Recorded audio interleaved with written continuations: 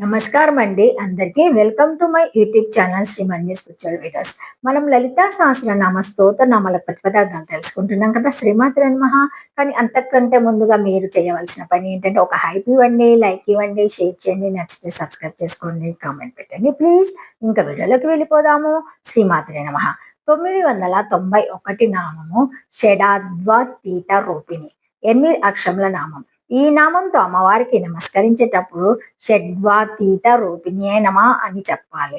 Shut 6 అద్వా మార్గములకు అతీతమైన రూపిణి రూపము గలది. అద్వము అంటే మార్గము అనే అర్థమైన ప్రస్తుత సందర్భాన్ని బట్టి కుండలిని ప్రసార మార్గాన్ని నిర్దేశించే చక్రాలుగా అర్థం చెప్పుకోవాలి.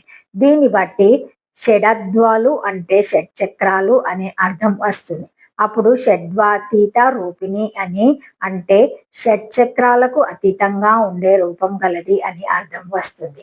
షట్చక్రోపరి సంస్థిత అన్న 108వ నామం. ఈ నామము దాదాపు ఒకే అర్థాన్ని సూచిస్తాయని చెప్పుకోవచ్చు. షట్ అంటే 6 కాబట్టి పంచేంద్రియాలు ప్లస్ మనసు కలిసి 6 అవుతాయి. ఈ పంచేంద్రియాలు మనసే మనల్ని తప్పుడు మార్గాలు పట్టించేవి. మనం ఈ తప్పుడు మార్గాల వలలో పడిపోతూ పతనమైపోతూ ఉంటాము. ఆ తప్పుడు మార్గాల వలలో పడకుండా తన భక్తులను అమ్మవారే కాపాడగలిగేది. ఎందుకంటే ఆవిడ వీటికి లోబడి ఉండక అతీతంగా ఉంటుంది కాబట్టి.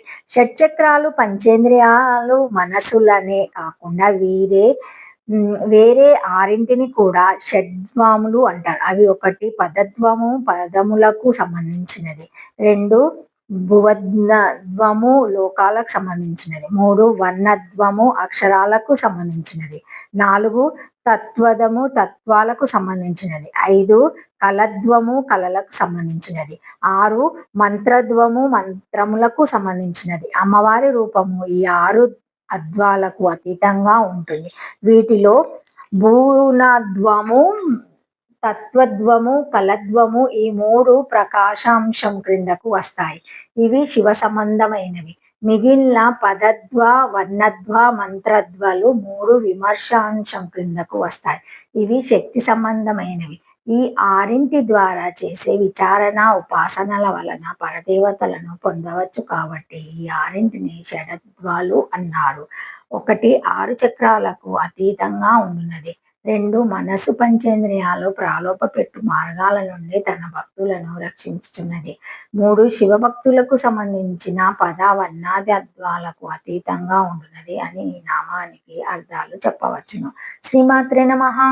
శ్రీమాత్రే నమః. షడ్వాతీత రూపిణి షడద్వాలను అతిక్రమించిన స్వరూపము గల, మంత్రశాస్త్రమందలి షడద్వములను అతిక్రమించిన రూపము గల, శైష్వాది షడ్వాదోపాసనములకు అతీతమగు స్వరూపం గలదని అర్థము. మంత్రశాస్త్రంలో 1 పదద్వ, 2 భువనద్వ, 3 వర్ణద్వ, 4 తత్వద్వము, 5 కల్పద్వము. శ్రీమాత్రే నమః. శ్రీమాత్రే నమః. 992 నామము అవ్యాజ కరుణామూర్తి. 8 అక్షరముల నామం. ఈ నామంతో అమ్మవారికి నమస్కరించేటప్పుడు అవ్యాజ కరుణమూర్తి నమ అని చెప్పాలి. అవ్యాజ నేపము లేదా మిషాలేని కరుణ దయమే మూర్తి స్వరూపంగా గలది. ఎవరి మీద అయినా కాస్త దయ చూపించాలన్నా కూడా అందువల్ల తనకేమి వస్తుంది అని ఆలోచించే మనస్తత్వం గల వారికి, అంటే ప్రతి పనిని వ్యాపార దృష్టితో చూసేవారికి చేసేవారికి ఈ నామం అర్థం అవడం కొంత ఇబ్బందిగానే ఉంటుంది. ఒక ప్రయోజనం కోసం చెడ్డ పని చేసేవారు ఉన్నారు, అలాగే ఒక ప్రయోజనం కోసం మంచి పని చేసేవారు ఉన్నారు. ఈ 2 రకాల వారు ఆ ప్రయోజనానంతరము ఆ పనులను ఆపేస్తారు. ఈ 2 రకాల వారిని వాజ్యాదుర్బుద్ధులు అంటారు. ఈ 2 రకాల వాళ్ళు పూర్తిగా వ్యాపార బుద్ధి కలిగిన వారే. అకారణంగా చెడ్డ పని చేసేవారిని, అకారణంగా మంచి పని చేసేవారిని అవ్యాజ బుద్ధులు అంటారు. ఈ 2 రకాల వారు పనికి వస్తారు. వీరిలో మొదటి రకం వారు రెండో రకం వారిగా మారడానికి ఎప్పటికైనా అవకాశం ఉంటుంది. మనం కూడా అవ్యాజ కరుణ కలిగి ఉంటే అమ్మవారు మన పట్ల అవ్యాజ కరుణ అవుతుంది. అంటే కోరే ముందు కోరే అర్హత కలిగి ఉండాలి. డిజర్వ్ బిఫోర్ యూ డిజైర్ అని దీని అర్థం. నిర్హాతుక జాయమాన కటాక్షం అంటారు. ఈ అవ్యాజ పరినికటాక్షాన్ని వీరు అవ్యాజ కరుణామూర్తుల ద్వారా సత్కార్యము జరిగింది అన్నది సత్యం కాదు. ఆ సత్కార్యం ద్వారా వీరు మరింత మెరుగుపడడం జరిగిందని అనడం ఎక్కువ సత్యం. ప్రతి వారికి భూమి మీద పడడంతోనే మొదటి శ్వాస నిచ్చిన దైవానికి ఏ విధంగా ప్రత్యోపకారం చేయగలం అనేది గుర్తుండాలి.